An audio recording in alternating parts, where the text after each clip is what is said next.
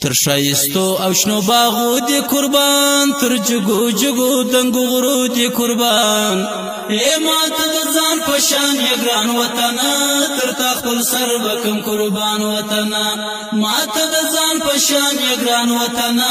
تر تا خپل سر بکم قربان وطنا. بسم الله الرحمن الرحیم. زه قمر جمال یو ور بیا ستاسو په خدمت کې د ستړي پښتون له پیج سره عملګرو لکه څنګه چې زموږ د علاقې و خلکو ته د بلوچستان یا د پښین یا د خاص علاقې و خلکو ته چې کوم دی دا وخت معلوم دی چې زموږ تیر سلو بارانونه وو یا نو څنګه وو اوس بارانونه نور مزید هم را روان دي. اوس په دا ټیم کې موږ په خپل علاقه کې دا وخت موږ اکثره زموږ خلک چې کوم دی هغه په دې کې درختي لګي ګلان لګي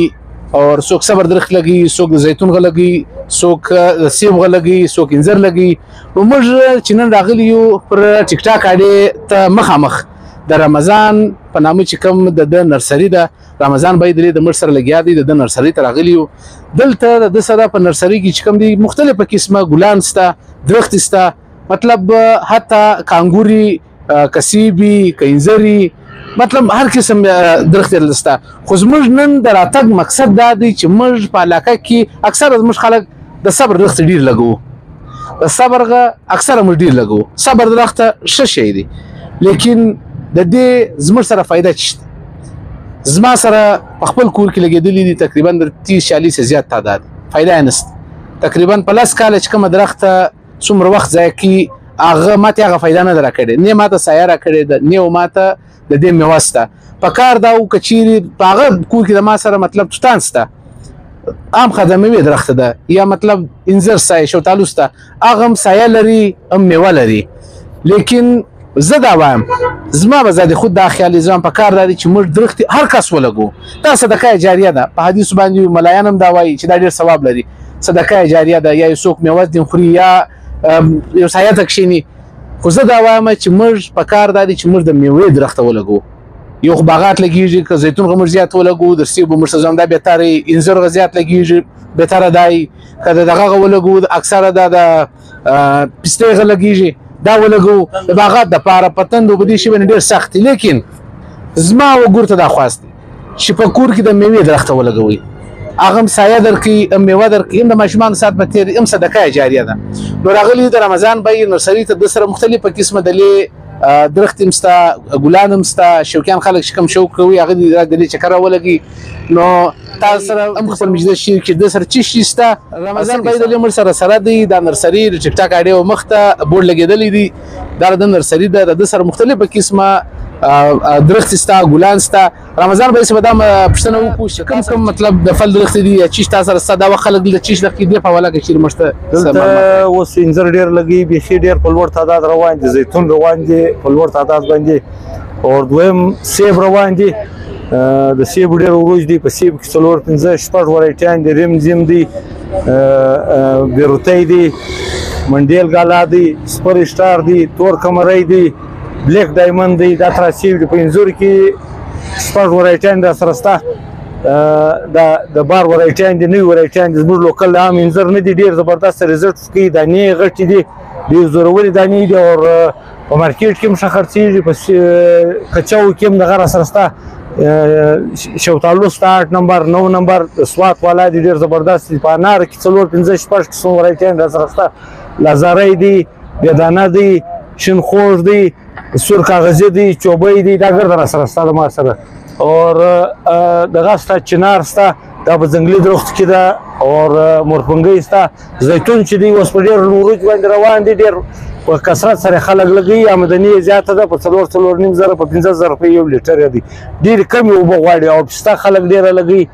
دا په کم اوبو سره دغه کې لکه څنګه چې رمضان به مجلس وکړي مشته په کار دادی چې زموږ په علاقه کې د اوبو لړۍ کم انګورو کې امریکن انګور دی ریډ ګلوب دی اټم رایل دی تامسنګ دی کرمسن دی ویټرو بلیک دی وکټوریا ده ویچ فینګر دی مون ډراپ دی شونډخانه دی دا ډېر په لوړ تعداد لګي ایته دی لکه او جوش چې جوړیږي دا په بار ایکسپورټ مطلب رمضان به هر شي شاته درکې هغه ان شاء الله ګارانټي کې ساتھ درکې چې کوم شی درته وایي هغه به هغه ګارانټي.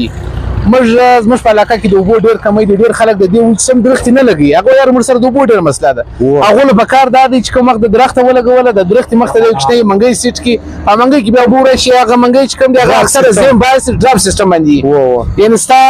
ستا سره هر څه په کور کې کم سے کم یو د 10 ډبه خو لپاره کور کې دغه اوبه شته، پکار دا دی چې هر سړی یو نه یو درخته خامخا ولګي. بیا خاص کار په کورو کې چې کوم دی د میوجات درخته ولګي، کوم چې باغات لګي زموږ علاقې ته اوس دا پکار دی چې زیتون ته مطلب دوام ورکړي او د پیستې ته دوام ورکړي، انځر ولګي. دا هغه شیان دي چې دا ډېر کم اوبو باندې ګرځي او خرچه هم دونه نشته دی، تقریبا سپرو شان هم دونه نه غواړي، لکه زیتون، انځر، دا انار له غواړي له سپرو دا دوه شان خو د سپرو دغه څخه خلاص. او دا چې کوم وخت د دې فصل ورسېږي دا هغه وخت د دې آمدني هم ښه آمدني ده، یعنې کوم قسم تاسو سره ګلاب در سره ما سره 60 ورایټیان را سره شته، په نوو ورایټیان کې را سره شته، په سینټ کې هم شته، شپږ ورایټیان سینټ دي، دا نور ګرده په شیټ کې دي. 5100 کلر دي په ګلاب کې، پر فیسبوک کې ریسرچ کوئ چې زرغون 5100 کلر 5100 کلر دي. دا په نو ورایټیان کې د ما سره سره په 60 کلر کې موجود دي. ویریا د چمبیلې دي، دا